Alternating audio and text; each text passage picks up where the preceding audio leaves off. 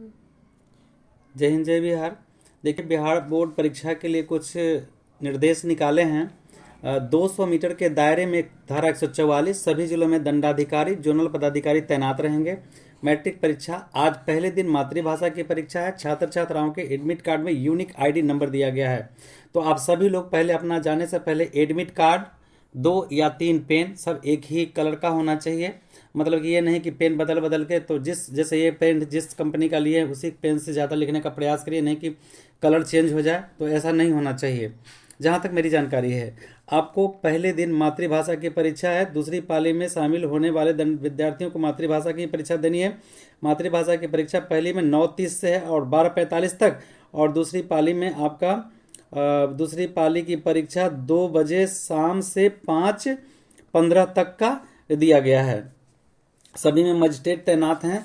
आप परीक्षा के लिए ज़्यादा भी टेंशन लेने का ज़रूरत नहीं। एकदम एकदम बिल्कुल साइलेंट मोड में रहें, एकदम प्रसन्न मुद्रा में रहें और आत्मविश्वास रखें कि हम जो भी परीक्षा तैयारी की हम एकदम अवश्य लिखेंगे। एक भी सवाल को छोड़ने का प्रयास मत करिएगा और एकदम आराम से बिना दबाव के एकदम फ्रेश माइंड में कॉपी को, क्योंकि अब मुकाबला मुकाबला जीता जाता है। जिस तरह सचिन हंसते हुए बैटिंग करता है, उसी तरह आपको आज बैटिंग करना है। ठीक है, तो स्ट्रेस न ले, आत्मविश्वास रखें। जो आप पढ़े वो अवश्य आएगा। परीक्षा के दौरान इन बिंदु पर ध्यान देना है। समय से 1 घंटा पहले परीक्षा केंद्र पर पहुंचना है। परीक्षा के दौरान बिल्कुल भी स्ट्रेस न ले, आत्मविश्वास रखना है कि एकदम निश्चित रूप से हम उत्तर दे देंगे। 15 प्रश्न पत्र पढ़ने के लिए 15 मिनट अतिरिक्त समय दिया गया है, इसका उपयोग करें। सभी प्रश्नों को पढ़कर अच्छी तरह से समझ लें। सुई वाली घड़ी परीक्षा केंद्र पर ले जा सकते हैं, यानी बैटरी वाली घड़ी नहीं ले जा सकते जिसमें कैलकुलेटर वगैरह रहता है, उसका उपयोग करें परीक्षा के दौरान। तो आप ये बात ध्यान रखिए कि आप समय को देखते रहें कि कितना वक्त मेरा बीत गया। आधा घंटा बीत गया, वैसे तो घंटी मारता है लेकिन उससे नहीं पता चलेगा।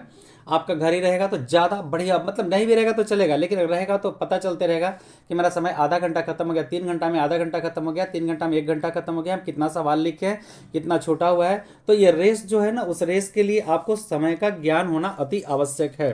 तो अगर हो सके तो सुई वाली घड़ी, भाई का, चच की, जिस किसी के भी पास भी हो, आप कोशिश करें कि हम उसे ले लें। नहीं भी तो अगर नहीं है तो दबाव में नहीं आना है।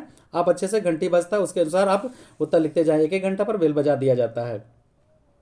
समय पूरा होने के 2 मिनट पहले, यानी मैं तो कहता हूँ कि सब, अब आपको घड़ी अगर हाथ में आपको रहेगा तो आप देख लेंगे कि मेरा 5 मिनट बाकी है। तो आप अगर सब लिख लिए हैं, या कॉपी हड़बड़ा के जमा नहीं करेंगे, सब लिख लिए हैं, तो आराम से सभी प्रश्न को आप फिर से दोबारा उत्तर को पढ़िए। कहीं कोई दिक्कत लगे, कुछ छोटा हुआ चीज, तो उसमें जोड़ देने का प्रयास करें और एकदम आत्मविश्वास के साथ सारे उत्तर को बनाएं। आप डरे नहीं, हड़बड़ाए नहीं, क्योंकि जंग आप अवश्य जीतेंगे। और दूसरी बात यह है कि कॉपी पूरा, अगर थोड़ा क्वेश्चन बाकी रह गया है तो 2 मिनट पहले उसे पूरी तरह से आपको अपना OMR शीट, या 2-4 मिनट पहले घड़ी देख के OMR शीट चेक कर ले। नाम, रोल नंबर, कोड, केंद्र संख्या, या आपका कुछ भी छूटा हुआ है, सीरीज छूटा हुआ है तो सीरीज ध्यान से ABCD जिस प्रश्न का पत्र हो उसका सीरीज अपने उत्तर पुस्तिका पर अवश्य भरें। प्रश्न पत्र मिलते ही प्रश्न पत्र में आपको रोल नंबर का कॉलम दिया हुआ रहता है, रोल नंबर अवश्य लिख दें, ताकि आपका कॉपी कोई इधर उधर प्रश्न पत्र हेरा फेरी ना करे, नहीं तो आप ही फंसेंगे अगर आपका प्रश्न पत्र कोई ले लिया तो एडमिट जब आप रोल नंबर लिख देंगे तो आपका इधर इधर कोई नहीं कर सकता है। कॉपी को अच्छी तरह से चेक कर लीजिएगा कि कॉपी का पृष्ठ फटा हुआ, तो उत्तर पुस्तिका का पृष्ठ आपको फटा हुआ तो नहीं मिल गया है। अगर फटा हुआ मिला है तो आप वहाँ के शिक्षक को सूचित करिए कि मेरा पृष्ठ फटा हुआ है, वहां साइन करेंगे, या तो फिर जो करना होगा वहां करेंगे, पर उन्हें अवश्य बताएं। वहां पे जरूर बताना आवश्यक है कि मेरा पृष्ठ फटा हुआ है, लेकिन ऐसा रहता नहीं है, लेकिन शायद। उत्तर दम बिल्कुल स्पष्ट लिखें, प्रश्न संख्या सही लिखें, क्योंकि प्रश्न संख्या से सीरीज, क्वेश्चन कौन सेट है आपका, सीरीज लिखें।